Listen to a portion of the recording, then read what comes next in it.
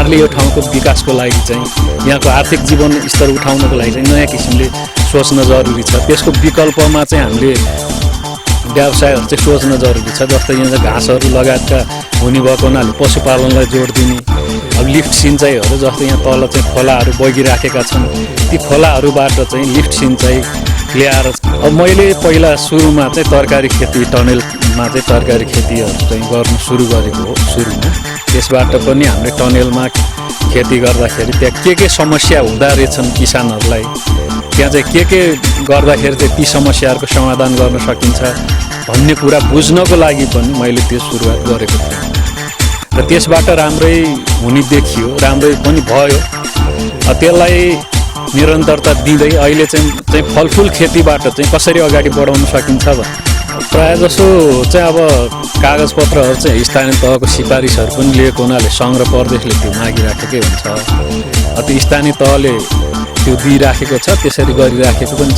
अहिले चाहिँ सबभन्दा मैले जोड दिनु खोजेको कुरा चाहिँ यहाँ चाहिँ सिँचाइको अभाव छ, त्यसकारण सिँचाइलाई बढीभन्दा बढी चाहिँ कसरी पुर्याउने भन्नेतिर चाहिँ अनुदानभन्दा पनि अहिले बढी चाहिँ उत्पादनको लागि चाहिँ आवश्यक पर्ने पूर्वाधारहरू जो संविधान सभामा रहेर यहाँहरूले आफ्नो एउटा त्यो भूमिका निर्वाह गर्दै गर्दा पनि कृषिलाई चाहिँ आफ्नो पेसा बनाउनु भएको छ। अन्य पेसा पनि हुन सक्थ्यो राजनीति सँगसँगै, यहाँले कृषि पेसा नै अपनाउनुको कारण चाहिँ के हो?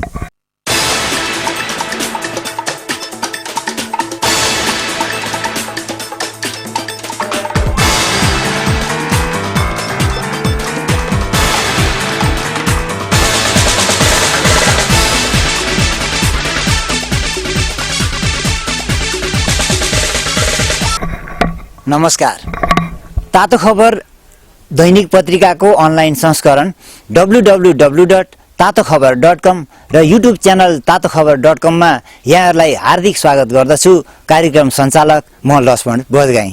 दर्शकवृन्द, केही समय यता हामी मकवानपुर गढी गाउँपालिका क्षेत्रभित्रका विभिन्न गतिविधिहरूलाई यहाँहरू सामु देखाउँदै आइरहेका छौँ। आजको कार्यक्रममा पनि हामीले मकवानपुर गढी गाउँपालिका भित्रमै एउटा नयाँ विषयवस्तुलाई उठान गर्ने जमर्को गरेका छौँ।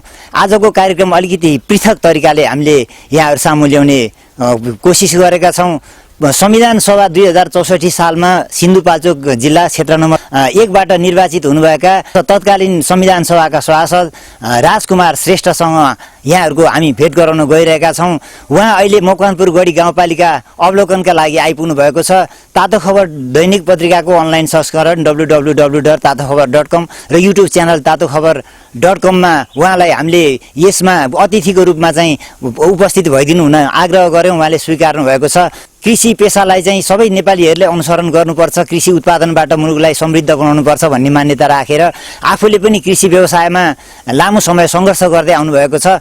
कृषि व्यवसाय नै उहाँले आफ्नो पेसाको रूपमा लिनुभएको छ र उहाँले आफ्नो राजनीति जीवनलाई अगाडि बढाइरहनु भएको छ। आउनुहोस् उहाँलाई स्वागत गरौँ tatokhbar.com युट्युब च्यानलमा।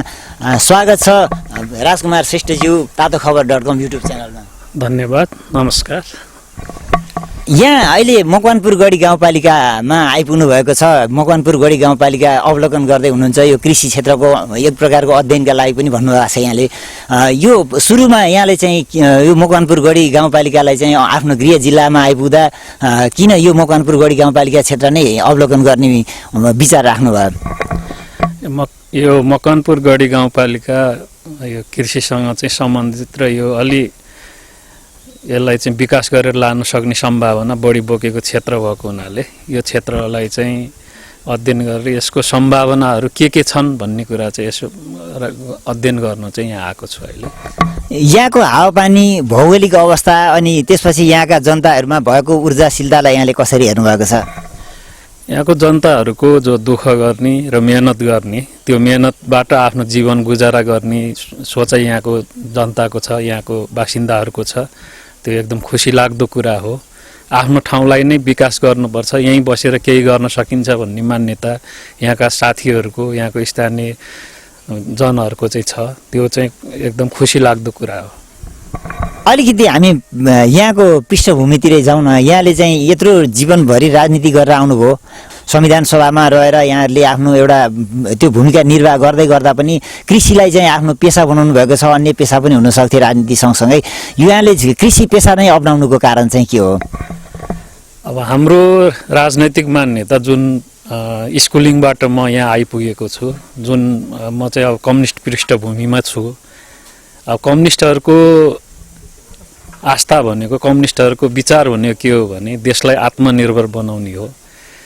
अब नेपाललाई आत्मनिर्भर बनाउनको लागि यहाँ बढी कृषिमा आधारित हाम्रो चाहिँ अर्थतन्त्र छ। त्यसकारण यो अर्थतन्त्रको विकास गर्नको लागि, यहाँको जनताको आर्थिक जीवन स्तर माथि उठाउनको लागि कृषिलाई आधुनिकीकरण गरेर मात्रै सम्भव छ। कृषिलाई चाहिँ व्यावसायिकरण गरेर मात्रै सम्भव छ। त्यो चाहिँ कोही न कोहीबाट सुरु गर्नै पर्थ्यो र त्यो गर्नुबाट मात्रै चाहिँ के भने यो देशको चाहिँ आर्थिक समृद्धता हामीले माथि पुर्याउन सक्ने अवस्थामा छ। त्यो भएको हुनाले आर्थिक जीवनस्तर माथि पुर्याउनको लागि कृषिलाई कसरी व्यावसायिकरण गर्न सकिन्छ भन्ने चाहिँ सुरुवात गर्नुपर्छ भनेर मैले यो पेसा अँगालेको हो।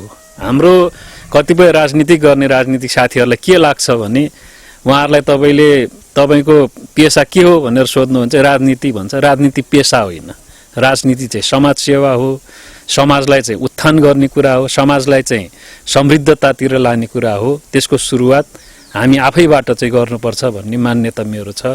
त्यो अनुसार त्यही भएको हुनाले म चाहिँ कृषिलाई नै नयाँ ढङ्गले अगाडि बढाउँ भनेर यो पेसा अँगालेको हो।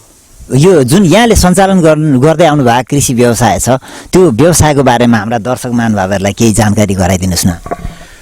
अब मैले पहिला सुरुमा चाहिँ तरकारी खेती, टनेलमा चाहिँ तरकारी खेतीहरू चाहिँ गर्नु सुरु गरेको हो सुरुमा। त्यसबाट पनि हामीले टनेलमा खेती गर्दाखेरि त्यहाँ के समस्या हुँदा रहेछन् किसानहरूलाई, त्यहाँ चाहिँ के गर्दाखेरि चाहिँ ती समस्याहरूको समाधान गर्न सकिन्छ भन्ने कुरा बुझ्नको लागि पनि मैले त्यो सुरुवात गरेको थिएँ र त्यसबाट राम्रै हुने देखियो, राम्रै पनि भयो। त्यसलाई निरन्तरता दिँदै अहिले चाहिँ फलफुल खेतीबाट चाहिँ कसरी अगाडि बढाउन सकिन्छ भन्ने मान्यतासहित अहिले चाहिँ मैले सिन्धुपाल्चोक जिल्लामै जहाँ म निर्वाचित भएको छु त्यही क्षेत्रमा अहिले केरा खेती, कागती खेती र कफी खेती चाहिँ मैले सुरुवात गरेको छु। त्योबाट चाहिँ त्यसलाई आधुनिक ढङ्गले नयाँ किसिमले चाहिँ अगाडि बढाउन सकिन्छ भन्ने मान्यता चाहिँ अहिले देखिराखेको छ। अहिले त्यसबाट आम्दानीहरू पनि सुरु भइराखेको छ र त्यहाँ आउने विविध किसिमका समस्याहरूको चाहिँ अब फलफुल खेतीमा चाहिँ आइपर्ने समस्याहरूको बारेमा पनि अब केही ज्ञान चाहिँ प्राप्त हुने स्थितिमा चाहिँ पुगेको छ। अहिले यहाँ मकवानपुर गढी गाउँपालिकामा आइपुग्नु भएको छ। मकवानपुर गढी गाउँपालिका यहाँको अब एक हिसाबले हेर्दाखेरि चाहिँ मकवानपुर जिल्लाकै एउटा ऐतिहासिक धरोहर भएको गाउँपालिका पनि हो। मकवानपुर गढी गाउँपालिकामा सबभन्दा बढी समस्या यहाँले चाहिँ यो बसाइँ सराई लगायत यो जमिनहरू बाँझो छोडिएका यो समेत पनि अध्ययन गर्नुभयो होला, अवलोकन गर्नुभयो। यहाँलाई के लाग्यो, यो के गरी यसलाई समाधान गर्न सकिएला, यो बसाइँ सराई न्यूनीकरण गर्ने र यो बाँझो जमिनहरू सदुपयोग गर्ने विषयमा यहाँले कस्तो धारणा बनाउनु भएको छ? यहाँको अब 2-3वटा कुरा चाहिँ यहाँ देखियो। अब मुख्य कुरा चाहिँ अब यहाँको आर्थिक जीवन स्तर चाहिँ भनेको यहाँको जनताको कृषिसँग सम्बन्धित भयो। त्यो कृषि पेसालाई अगाडि बढाउनको लागि चाहिँ यहाँ विविध किसिमका समस्याहरू भए। पहिलो समस्या सिँचाइको समस्या देखियो। यहाँ खानेपानीकै समस्या भएको ठाउँमा कृषिलाई चाहिँ पानी चाहिने। अहिले चाहिँ अब यो वातावरणीय कारणले, क्लाइमेट चेन्जको कारणले गर्दाखेरि पानीहरूका मुहानहरू सुक्दै जाने ती समस्याहरू भए। त्यो भएपछि यहाँका मान्छेहरूलाई अब यहाँ चाहिँ केही पनि नहुने रहेछ भन्ने कुरा भयो। अब पहिला वन जङ्गलमा फलफुलहरू लगायतका अन्य खानेकुराहरू हुन्थे। बाँदरहरूको समस्या अलिक कम थियो। अहिले चाहिँ बाँदरहरू बढी आउने र त्यहाँ चाहिँ बढी दुःख दिने देखियो। जे बाली लाएन आफूले खान नपाउने, आफूले त्यसबाट चाहिँ उपलब्धि लिन नपाउने भएपछि अब यो गरेर के हुन्छ भन्ने कुरा चाहिँ यहाँको मान्छेहरूलाई लाग्यो। अर्को चाहिँ अब हामी अलि बढी सुविधा भोगी हुन थालेका छौँ र सुविधा बढी प्राप्त कहाँ हुन्छ भन्दा सहर बजारमै हुन्छ भन्ने चाहिँ मान्यतासहित चाहिँ अब मान्छेहरू चाहिँ यहाँबाट विस्थापित भएर छोडेर जमिनहरू चाहिँ बाँझो राखेको स्थिति चाहिँ देखियो। अब यसलाई चाहिँ अब स्थानीय तहका सरकारहरूले र यहाँका चाहिँ जो सक्रिय मानिसहरू छन् जसले चाहिँ यो ठाउँलाई केही गर्न सकिन्छ भन्ने चाहिँ सोचिरहनु भएको छ, उहाँहरूले यो ठाउँको विकासको लागि चाहिँ यहाँको आर्थिक जीवन स्तर उठाउनको लागि चाहिँ नयाँ किसिमले सोच्न जरुरी छ। त्यसको विकल्पमा चाहिँ हामीले व्यवसायहरू चाहिँ सोच्न जरुरी छ। जस्तै यहाँ चाहिँ घाँसहरू लगायतका हुने भएको हुनाले पशुपालनलाई जोड दिने।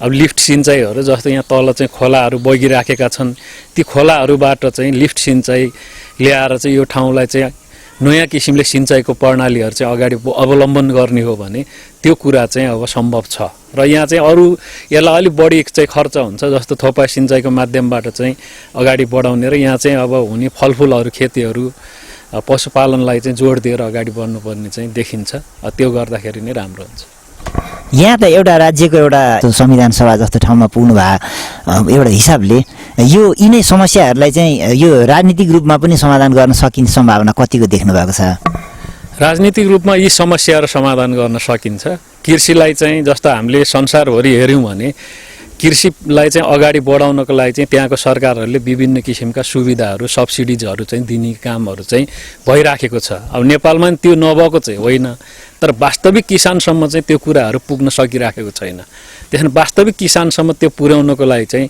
राज्यले नयाँ संयन्त्रहरू चाहिँ निर्माण गर्न जरुरी छ र राज्यका चाहिँ निकायहरूले चाहिँ जसले चाहिँ कृषि पेसा अँगालेका छन् जसले त्यो काम गरिराखेकै छ तिनलाई चाहिँ सब्सिडी दिने त्यो सब्सिडी चाहिँ कसरी दिने भन्दा नगद दिने अथवा सुरुवात गर्ने बेलामै दिनुभन्दा पनि उत्पादनमा आधारित ती सब्सिडिजहरू चाहिँ दिने जस्तो एउटा किसानले चाहिँ 2 लिटर दुध उत्पादन गर्छ 1 लिटर दुध उत्पादन गर्छ अथवा दुध उत्पादन गर्छ भने त्यो प्रति लिटर दुधमा चाहिँ उसलाई 1 रुपैयाँ या 2 रुपैयाँ 5 रुपैयाँसम्म चाहिँ सब्सिडी दिन सकिन्छ त्यो हुँदा मान्छेले दुध उत्पादन गर्ने जोड दिन्छन् फलफुल उत्पादन गर्नेहरूले चाहिँ उसले बेचेको आधारमा कति उसले चाहिँ उत्पादन गर्छ त्यो उत्पादन गरेको आधारमा चाहिँ ती सब्सिडिजहरू चाहिँ दिनु जरुरी छ त्यो भयो भने चाहिँ मान्छे उत्पादनमा चाहिँ जोड दिन्छ जस्तो कुखुरा पालन गर्छन् भने कुखुरा कति केजी बेच्यो त्यही बेचेको आधारमा चाहिँ ती सब्सिडिजहरू चाहिँ दिनु पर्यो बाख्रा लगायतका अरूहरू पनि छन् जे चाहिँ कृषि पेसा अन्तर्गत पर्छन् तिनीहरूलाई चाहिँ उत्पादनको आधारमा चाहिँ त्यो सब्सिडी दिनुपर्छ त्यो गर्दाखेरि नै राम्रो हुन्छ अहिले राज्यले एक हिसाबले हेर्दाखेरि अलि नमुना फार्महरू सञ्चालन गरेका कृषकहरूलाई अनुदान दिने भनेर अनुदान दिँदै आएको भन्ने खबरहरू आउँछन् तर यहाँ कृषकहरूका आएर हामी फार्ममा सोध्नु गयौँ भने अहिलेसम्म हामीले केही पनि अनुदान पाएको छैन भन्छन् यहाँलाई चाहिँ के लाग्छ यो विषयमा अब पहिलो कुरा त अनुदान लिने प्रक्रिया जो छ त्यो प्रक्रिया नै अलि झन्झटिलो प्रक्रिया छ एउटा सामान्य किसानले सरकारी निकायले मागेको जसरी ढङ्ग पुर्याएर चाहिँ प्रस्तावहरू लेख्न सक्ने स्थिति रहँदैन त्यसकारण त्यो किसानले लेख्न सक्ने गरी प्रस्तावनाहरू चाहिँ बनाउन सक्ने गरी त्यस्ता ढाँचाहरू तयार गर्नु पर्यो सामान्य लेखपढ गरेको मान्छेले पनि लेख्न सक्ने गरी कागजपत्रहरू पुर्याउन सक्ने गरी चाहिँ गर्नु पर्यो एउटा कुरो अर्को चाहिँ अनुगमन गर्न जाने मान्छेले ठ्याक्कै त्यही ठाउँमा पुगेर चाहिँ अनुगमन गर्नु पर्यो अब त्यो चाहिँ गरिराखेको स्थिति छैन कागजमा डकुमेन्टेसन जसले राम्रो गर्यो उसले चाहिँ गरे होला भन्ने आधारमा चाहिँ अब गरेको पाइयो त्यसको हल गर्नको लागि चाहिँ मैले अघि नै पनि भने उत्पादनमा आधारित चाहिँ सब्सिडिज दिने उत्पादनमा आधारित अनुदानहरू दिने काम चाहिँ सरकारले गर्यो भने सबैभन्दा राम्रो हुन्छ अब मकवानपुर गढी गाउँपालिकाको विषयमा केन्द्रित रहेर थोरै फेरि एउटा जिज्ञासा राख्छु म यहाँ समस्या मकवानपुर गढी गाउँपालिकाले कृषकहरूलाई अनुदान दिने भनेर यहाँ पनि चाहिँ विभिन्न प्रकारका चाहिँ गाउँपालिकाले अब राज्यको उच्च स्तरबाट प्रदेश सरकारले दिने सङ्घीय सरकारले दिने अनुदान बाहेक पनि यहाँ दिएको छ तर पनि कसैले पनि सन्तुष्ट हुन सकेका छैन कृषकहरूलाई सन्तुष्ट हुने गरी स्थानीय सरकारले पनि यो सेवा सुविधाहरू चाहिँ केन्द्रीय स्तरको बजेटलाई पनि स्थानीय सरकार मार्फत परिचालन गर्न वितरण गर्न सक्ने सम्भावना कतिको रहन्छ प्रायः जसो चाहिँ अब कागजपत्रहरू चाहिँ स्थानीय तहको सिफारिसहरू पनि लिएको हुनाले सङ्घ र प्रदेशले त्यो मागिराखेकै हुन्छ त्यो स्थानीय तहले त्यो दिइराखेको छ त्यसरी गरिराखेको पनि छ अहिले चाहिँ सबभन्दा मैले जोड दिनु खोजेको कुरा चाहिँ यहाँ चाहिँ सिँचाइको अभाव छ त्यसकारण सिँचाइलाई बढीभन्दा बढी चाहिँ कसरी पुर्याउने भन्नेतिर चाहिँ अनुदानभन्दा पनि अहिले बढी चाहिँ उत्पादनको लागि चाहिँ आवश्यक पर्ने पूर्वाधारहरू जो चाहिँ मुख्य रूपमा चाहिँ सिँचाइ छ र अन्य चिजहरू जस्तो पशुपालनतर्फ जाने हो भने चाहिँ उन्नत किसिमका घाँसहरूको चाहिँ दिनु पर्यो बिउ बिजनहरू त्यो घाँसका बिउ बिजनहरू दिनु पर्यो हैन अर्को चाहिँ गर्ने भनेको के हो भने पहिला पूर्वाधारहरूको चाहिँ विकास जस्तो चाहिँ यहाँ उत्पादन भएको चिज चाहिँ लानको लागि यो जस्तो गढी गाउँपालिका भरिको चाहिँ उत्पादन चाहिँ सङ्कलन गर्ने एउटा सङ्कलन केन्द्रको चाहिँ स्थापना गरिदिने र त्यो ठाउँमा चाहिँ किसानहरूले सङ्कलन गर्नु ल्याएको चिजहरू लिइदिने र त्यो चाहिँ अब बजारसम्म पुर्याइदिने गर्यो भने चाहिँ किसानले मैले उत्पादन गरेको कुरा कहाँ पुर्याउने भन्ने चिन्ता चाहिँ किसानलाई रहँदैन। किसानले चाहिँ जतिसक्यो बढी चाहिँ उत्पादन गर्नतिर लाग्छन्। अघि मैले भनेको थिएँ उत्पादनमा आधारित चाहिँ अब अनुदान दिने कुरा गर्नुपर्छ भनेर जुन भनेको थिएँ, त्यो कुरा गर्नको लागि पनि त्यो कुरा चाहिँ सहज हुन्छ। त्यहाँ चाहिँ कुन किसानले कति ल्यायो भनेर त्यहाँ जोख्ने हुन्छ, सबै कुराहरू पनि हुन्छ। त्यसकारण पूर्वाधार निर्माणतिर चाहिँ अहिले बढी जोड चाहिँ जरुरी छ। अहिले अब गोरु पाल्न छोडेका छन् मान्छेहरूले भनेपछि ट्र्याक्टरहरू चाहिँ अब अनुदानको रूपमा चाहिँ दिनु पर्यो र ट्र्याक्टरहरू चाहिँ अनुदानको रूपमा ल्याएर चाहिँ उसले चाहिँ जोत्ने काम चाहिँ अब त्यो ट्र्याक्टरबाट चाहिँ गर्छन् भनेपछि काम पनि छिटो हुने भयो। भनेपछि मेसिनहरूको चाहिँ उपयोग गर्ने। अब यहाँ चाहिँ जस्तै सिँचाइको समस्या छ भनेपछि यसलाई चाहिँ के गर्ने, जस्तो थोपा सिँचाइहरू चाहिँ उपयोग गर्न सकिन्छ, जसले चाहिँ थोरै पानीले चाहिँ मान्छेले चाहिँ उपभोग गरेर चाहिँ बढी उत्पादन लिन सक्ने अवस्था चाहिँ रहन्छ। अब हामीले त्यतातिर चाहिँ सोच्न जरुरी छ। यहाँका कृषकहरूमा चाहिँ यहाँले जुन अवलोकन गर्ने क्रममा कृषकहरू कति उत्साही छन्, यो खेतीपातीबाट अब सम्भावना छ भनेर भन्ने कुरामा चाहिँ कतिको आशावादी भएको पाउनु भएको छ? अब निराशा त छैनन्, धेरै आशावादी पनि छैनन्। त्यसै कारण निराशा छैनन्, अब धेरै आशावादी पनि छैनन् भन्नुको मतलब के हो भने आफूले उत्पादन गरेको चिजको चाहिँ उचित मूल्य नपाएको गुनासो चाहिँ गरिराखेका छन्। अब किन गर्ने, अब हामीले उत्पादन गर्ने, दुःख गर्ने, हामीले अब ठिक ढङ्गले मूल्य पाउँदैनौँ भनेर किसानहरूको चाहिँ अब दुखेसो छ। त्यसकारण राज्यले चाहिँ यसलाई सम्बोधन गर्ने गरी नीतिहरू चाहिँ निर्माण गर्न जरुरी छ। किसानहरूसँग बसेर छलफल बहसहरू गर्न जरुरी छ र एउटा ढङ्गले चाहिँ त्यसलाई मूल्य निर्धारण गरिदिनु पर्यो। र अर्को चाहिँ अब जुन अभाव त्यो पूर्वाधारहरूको चाहिँ समस्याहरू छन् तिनका चाहिँ समाधान गरिदिने हो भने किसानहरू यो क्षेत्रमा कृषि क्षेत्रमै लाग्नको लागि चाहिँ उनीहरू प्रेरित हुन्छन् र यसलाई आधुनिकीकरण गर्न र यसलाई चाहिँ उत्पादन बढाउनमा चाहिँ यहाँका मान्छेहरू र व्यावसायिकरण गर्नको लागि चाहिँ मान्छेहरू उत्साहित नै देखिन्छन्। धेरै त्यस्तो अन्यतिर चाहिँ लागेका छैनन्, अन्य थोक सोचिराखेका छैनन्। सामान्यतया अब सिँचाइ हुन नसक्ने अनि त्यसपछि चाहिँ अब भूगोलका कारण र जङ्गलको क्षेत्रमा वन्यजन्तुको कारणले गर्दा दुःख दिनेले अनि त्यहाँ खेतीबाली लगाउन नसक्ने कृषकहरूलाई यहाँको सुझाव चाहिँ के छ? अब वन्यजन्तुले कम चाहिँ क्षति पुर्याउने बालीहरू के छन्, अब त्यो बालीहरूको विषयमा अलिकति छलफल गर्नु पर्यो एउटा कुरो। दोस्रो कुरा चाहिँ यहाँका चाहिँ कृषि प्राविधिकहरू हुन्छन्, कृषि प्राविधिकहरू जो गाउँपालिकामा पनि हुन्छन्, उहाँहरूले आएर चाहिँ यो ठाउँमा के कुरा चाहिँ सम्भावना हुन्छ त्यो सम्भाव्यता अध्ययन गर्ने र यो गढी गाउँपालिकाभरिको चाहिँ अब कृषि प्रोफाइल चाहिँ बनाउन जरुरी छ, कृषि प्रोफाइल निर्माण गर्न जरुरी छ र त्यो निर्माण गरेर अगाडि बढाउँदाखेरि चाहिँ यहाँको किसानहरूलाई चाहिँ हाम्रो ठाउँमा यो कुरा हुने रहेछ, हामीले यो गर्न सक्ने रहेछौँ, यहाँको माटो सुहाउँदो, यहाँको हावापानी सुहाउँदो चिजहरू चाहिँ यहाँ चाहिँ अब विविधता छ, त्यो विविधताहरूलाई चाहिँ समाधान गर्न सक्ने चाहिँ एउटा बाटो चाहिँ त्यो हुनसक्छ। त्यसकारण कृषि चाहिँ अब प्रोफाइलहरू चाहिँ निर्माण गर्ने, एग्रिकल्चर प्रोफाइल निर्माण गर्ने र त्यही प्रोफाइल अनुसार चाहिँ यहाँको चाहिँ कृषि पेसालाई चाहिँ अगाडि बढाउनको लागि यहाँको किसानहरूलाई स्थानीय तहका सरकारले चाहिँ त्यसलाई आग्रह गर्नु पर्यो। त्यही अनुसारले अगाडि बढ्यो भने मेरो विचारमा यहाँको चाहिँ जनताको जीवनस्तरमा चाहिँ नयाँ किसिमको चाहिँ परिवर्तन आउन सक्छ। यहाँले हामीलाई समय दिनुभएको छ, जिज्ञासाहरू अझ धेरै छन्। कतिपय कुराहरू त मैले सोध्न सकेँ, कतिपय सोध्न चाहिँ समयका कारणले गर्दा पनि धेरै जिज्ञासाहरू पनि मैले सोध्न सकिनँ। जुन चाहिँ मैले सोधिनँ यो चाहिँ मैले भन्नु पर्थ्यो भन्ने कुरो यहाँलाई केही लाग्यो भए भन्नुहोस् न।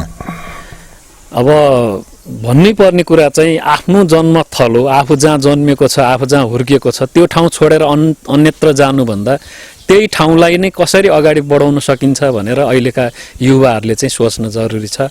आफ्नो पेसाप्रति चाहिँ गर्व गर्न जरुरी छ, आफ्नो बाबुबाजेले गरिआएको पेसाप्रति गर्व गर्ने र त्यसलाई आधुनिकीकरण गर्ने। हाम्रो बाबुबाजेले जसरी गरेका थिए त्यसरी त भएन, यसलाई नयाँ किसिमले अगाडि बढाउनको लागि आधुनिकीकरण गर्ने र व्यावसायिकरण गर्नको लागि यहाँका युवाहरूलाई चाहिँ म त्यो आग्रह गर्न चाहन्छु र त्यही ढङ्गले अगाडि बढौँ भन्न चाहन्छु। हस्, यहाँले हामीलाई समय दिनुभएकोमा यहाँलाई धेरै धेरै धन्यवाद छ। यहाँको उसलाई पनि मलाई कुराकानी राख्न दिनुभयो, यो युट्युब च्यानल, यो तपाईँको जुन वेबसाइट छ त्यो मार्फत मेरो आफ्नो कुराकानी राख्न दिनुभएकोमा धन्यवाद व्यक्त गर्छु।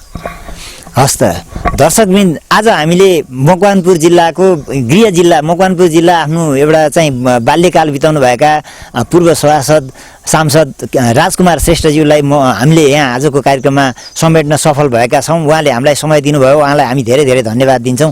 सँगसँगै हाम्रो तातोखबर.com युट्युब च्यानललाई सब्सक्राइब गरी सेयर गरेर धेरैभन्दा धेरै दर्शक सामु पुर्याइदिनु हुन हामी यहाँहरूलाई आग्रह गर्दै आजको कार्यक्रमबाट म पनि बिदा चाहन्छु। हस्त, धन्यवाद, नमस्कार।